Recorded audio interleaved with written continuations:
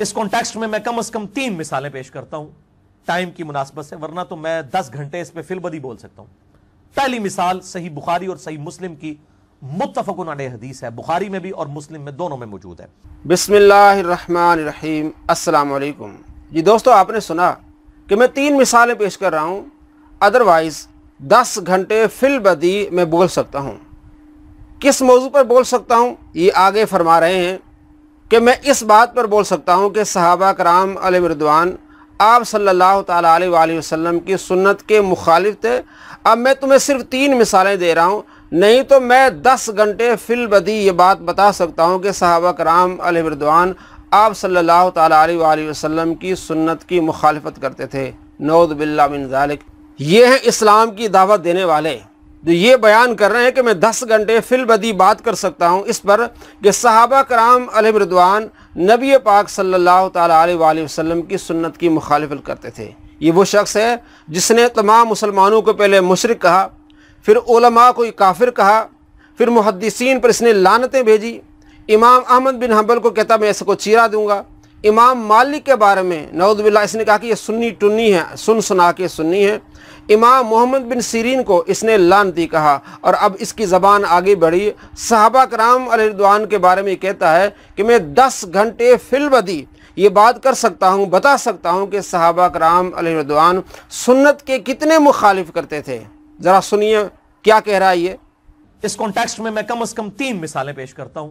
Time की मुनासबत से, वरना तो मैं 10 घंटे इस पे फिलबदी बोल सकता हूं।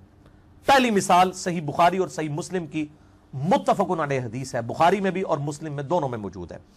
बुखारी में इंटरनेशनल नंबर है 1563, मुस्लिम में 2964। इमाम ज़ैनुल आबिदीन अल मुतवफ़्फ़ा 95 हिजरी, जो सैयदना हुसैन अलैहिस्सलाम के बेटे हैं, इमाम सज्जाद रज़ियल्लाहु तआला अन्हु अलैहिस्सलाम, वो मरवान बिन हकम से नकल करते हैं कि मरवान कहता है कि मैं उस मजलिस में मौजूद था जहां पे सैयदना उस्मान जब खलीफा राशिद थे, उनका और सैयदना अली का इख्तलाफ हो गया एक मसले में, और वो इख्तलाफ ये था कि सैयदना उस्मान रज़ियल्लाहु ताला अन्हु हज तमत्तो पर पाबंदी लगा रहे थे। बहरहाल सैयदना अली ने मुखालफत की, और जब सैयदना अली ने देखा कि हजरत उस्मान अपनी बात पर डटे हुए हैं और पीछे हटने के लिए तैयार नहीं है, तो सैयदना अली रज़ियल्लाहु ताला अन्हु अलैहिस्सलाम ने उधर ही फिर नारे हक बुलंद किया और कहा लब्बैक बिउम्रा वल हज,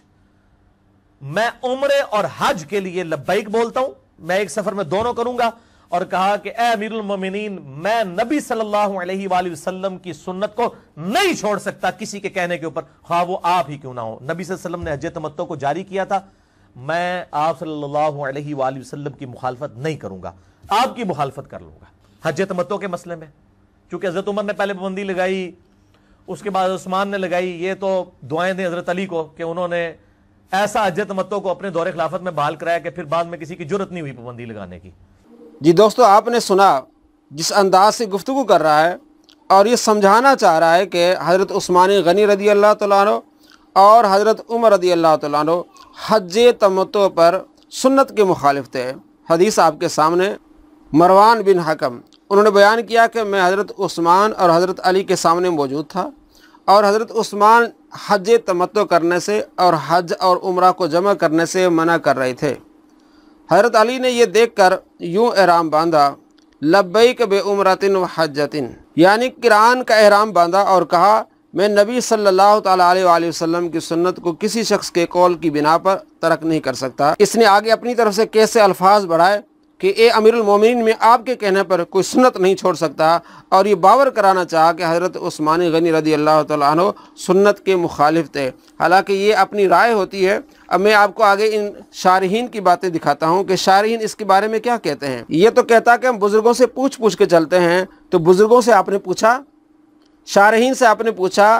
आपने इन अहादीस की शरह पढ़ी? हरगिज़ नहीं। अपनी तरफ से ये बुग़्ज़ निकाला सहाबा का कि सहाबा कराम अलैहि रिदवान सुन्नत के मुखालिफ थे, और मैं 10 घंटे फिलबदी इस पर बात कर सकता हूँ कि सहाबा कराम अलैहि रिदवान सुन्नत के मुखालिफ थे। नऊज़ बिल्लाह मिन ज़ालिक। देखिए हज़रत उमर और हज़रत उस्मान गनी रज़ी अल्लाह तआला अन्हुमा जो हज तमत्तो से मना करते थे, उसके मुतालिक शारहीन की आरा क्या हैं। علامہ ابو العباس احمد بن عمر بن ابراہیم مالکی القرطبی المتوفا 656 لکھتے ہیں احرام کی 3 قسمیں ہیں، افراد، قران اور تمتع، اور ان کے جواز پر اجماع ہے۔ اختلاف اس میں ہے کہ ان میں سے افضل کون سا ہے۔ جس تمتع میں حضرت عثمان اور حضرت علی رضی اللہ تعالیٰ عنہما کا اختلاف ہوا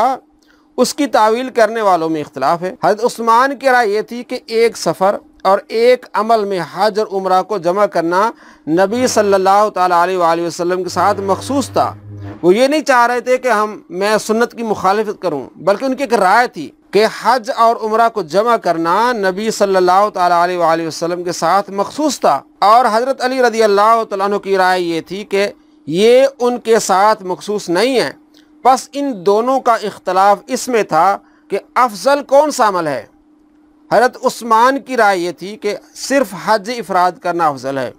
اور حضرت علی رضی اللہ تعالیٰ عنہ کی رائے یہ تھی کہ تمتع کرنا افضل ہے، کیونکہ امت کا اس پر اجماع ہے کہ ان میں سے ہر ایک جائز ہے۔ حضرت عثمان نے یہ کہا تھا کہ ہمیں یہ خوف تھا کہ حج افراد کرنے والے کا اجر حج تمتع کرنے والے سے زیادہ ہوگا، اور حضرت علی کا یہ خیال تھا کہ اگر لوگوں نے حضرت عثمان کی رائے کو سنا جب کہ ان کی اقتدا کی جاتی ہے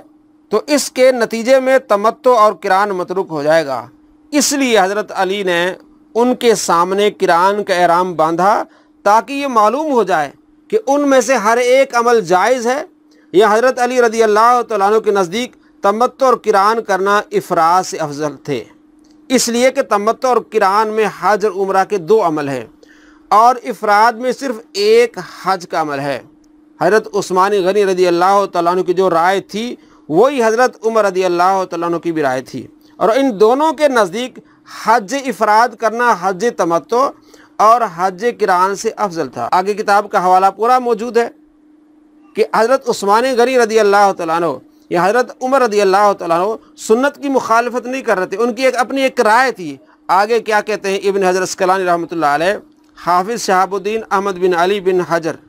عسقلانی شافعی متوفا 852 ہجری لکھتے ہیں یہ بھی ہو سکتا ہے کہ نبی صلی اللہ تعالیٰ علیہ وآلہ وسلم نے جو حجۃ الوداع میں قربانی لے کر نہ چلنے والے اپنے اصحاب سے فرمایا تھا کہ تم حج کے احرام کو فسخ کر کے عمرہ کا احرام باندھ لو، اس میں قریش کے اس اعتقاد کا رد کرنا تھا جو حج کے ایام عمرہ کرنے سے منع کرتے تھے، اور اس کی ابتدا حدیبیہ میں ہوئی تھی، کیونکہ نبی صلی اللہ تعالیٰ علیہ وآلہ وسلم اور آپ کے اصحاب نے عمرہ کا احرام باندھا ہوا تھا،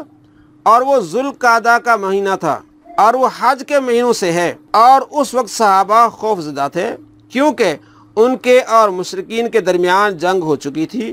اور مشرکین نے ان کو بیت اللہ تک جانے سے روکا تھا، اور ان کے عمرہ کے درمیان حائل ہو گئے تھے، اور یہ پہلا عمرہ تھا جو حج کے مہینوں میں کیا گیا تھا۔ پھر اس کے بعد جو اس عمرہ کی قضا ہوئی وہ بھی ذوالقعدہ کے مہینے میں ہوئی تھی۔ پھر رسول اللہ صلی اللہ تعالیٰ علیہ وآلہ وسلم نے مبالغہ کے ساتھ اس کی تاکید کا ارادہ کیا، حتیٰ کہ صحابہ کو حکم دیا کہ وہ حج کے عمرے کو فسخ کر کے عمرے کا احرام باندھ لیں۔ تو حضرت عثمان غنی رضی اللہ تعالیٰ عنہ کی مراد یہ تھی کہ نبی صلی اللہ تعالیٰ علیہ وآلہ وسلم نے اس وجہ سے حج کا احرام کو فسخ کر کے عمرہ کا احرام باندھنے کا حکم دیا تھا۔ یہ علامہ ابن حجر عسقلانی آگے لکھتے ہیں حضرت عثمان تمتع اور قران دونوں کو جائز سمجھتے تھے، لیکن ان کے نزدیک حج افراد افضل تھا، اس لیے وہ تمتع اور قران سے منع کرتے تھے۔ حضرت عمر رضی اللہ تعالیٰ عنہ کی بھی یہی رائے تھی، لیکن حضرت علی کو یہ خوف تھا کہ ان کے بعد کوئی تمتع اور قران کو حرام نہ سمجھ لے، اس لیے انہوں نے حضرت عثمان کے سامنے قران کا احرام باندھا، اور حضرت عثمان نے ان سے کوئی تعارض نہیں کیا، کوئی مخالفت نہیں کی۔ تو انہیں معلوم تھا کہ میرے نزدیک یہ افضل ہے لیکن ان کے نزدیک یہ افضل ہے، تو انہوں نے کوئی تعارض نہیں کیا، کوئی لڑائی کوئی جھگڑا نہیں کیا۔ لیکن موصوف محمد علی مرزا نے کس طرح بات کو اچھالا، اور آگے دیکھیں کیا کہتا ہے۔ بیسیکلی نبی علیہ السلام کے مقابلے میں جب کوئی بڑے سے بڑا شخص بھی آ جائے گا اس کی کیا اوقات رہ جاتی ہے؟ پھر نبی کے مقابلے پہ ہم نہیں اس سے مقابلہ کر رہے ہوتے، جب نبی کے مقابلے پہ کوئی بھی شخص آئے گا تو ظاہر ہے وہ تو پھر مقابلہ میں زمین و آسمان کا فرق ہے میرے بھائی۔ نبی صلی اللہ تعالیٰ علیہ وآلہ وسلم کے دیوانوں کو آپ صلی اللہ تعالیٰ علیہ وآلہ وسلم کے صحابہ کو آپ کے مخالف سمجھنا کتنی بڑی غلطی ہے، کتنا بڑا دھوکہ دے رہے ہیں کہ آپ صلی اللہ تعالیٰ علیہ وآلہ وسلم کا فرمان ہو، سامنے صحابہ کا فرمان ہو تو ہم نبی کے فرمان پر چلیں گے، صحابہ کو چھوڑ دیں گے، نعوذ باللہ من ذالک۔ کیا صحابہ کرام علیہ رضوان کھلم کھلا آپ صلی اللہ تعالیٰ علیہ وآلہ وسلم کی مخالفت کر سکتے ہیں؟ رائے میں اختلاف ہو سکتا ہے، جیسے ابھی میں نے آپ کو بتایا کہ وہ یہ سمجھ رہے تھے کہ آپ صلی اللہ تعالیٰ علیہ وآلہ وسلم نے اس وجہ سے احرام باندھا تھا کہ اس میں کفار کا رد ہو، اور اس کے بعد آپ صلی اللہ تعالیٰ علیہ وآلہ وسلم نے احرام کو خود فسخ فرمایا۔ تو حضرت عثمان غنی رضی اللہ تعالیٰ عنہ نے یہ سمجھا کہ افراد بہتر ہے۔ حضرت علی رضی اللہ تعالیٰ عنہ نے دیکھا کہ آپ صلی اللہ تعالیٰ علیہ وآلہ وسلم نے احرام باندھا ہوا ہے، تو انہوں نے کہا کہ میں نے اس سنت کو زندہ کرنا کہ یہ سنت ضائع نہ ہو جائے۔ اس میں اپنی اپنی رائے تھی کہ فضیلت کون سا ہے، لیکن کس طرح موصوف آپ صلی اللہ تعالیٰ علیہ وآلہ وسلم کے صحابہ کو آپ کے سامنے لاتے ہیں۔ یہ وہی سوچ ہے وہابی سوچ، جس طرح وہابیوں کے بڑے نے لکھا تھا کہ اللہ تبارک و تعالیٰ کے سامنے کسی کی کوئی عزت نہیں ہے، اللہ تبارک و تعالیٰ کے سامنے سارے چوڑے اور چمار کی طرح ہیں، تو اللہ تبارک و تعالیٰ کے سامنے انبیاء علیہ السلام کو لے آیا، صحابہ کو لایا، اولیاء کو لایا۔ تو اسی طرح یہ بھی وہی طریقہ اپنا رہا ہے کہ نبی پاک صلی اللہ تعالیٰ علیہ وآلہ وسلم کے سامنے صحابہ کو لا رہا ہے، اور لوگوں کے دلوں میں یہ نفرت بٹھا رہا ہے، اور نیا طریقہ دکھا رہا ہے کہ نبی کے سامنے صحابہ کا عمل آ جائے تو اس کو چھوڑ دینا ہے۔ پھر نبی پاک صلی اللہ تعالیٰ علیہ وآلہ وسلم کے سامنے اور مخالف صحابہ کا عمل آ کس سے سکتا ہے؟ ہاں یہ ہو سکتا ہے کسی کو نہ معلوم ہو، لیکن اس طرح جان بوجھ کے جس طرح یہ بتا رہا ہے کہ 10 گھنٹے میں فی البدی بات کر سکتا ہوں کہ نبی پاک صلی اللہ تعالیٰ علیہ وآلہ وسلم کے صحابہ آپ صلی اللہ تعالیٰ علیہ وآلہ وسلم کی سنت کی مخالفت کرتے تھے، اور میں نے بس یہ 3 مثالیں دی ہیں۔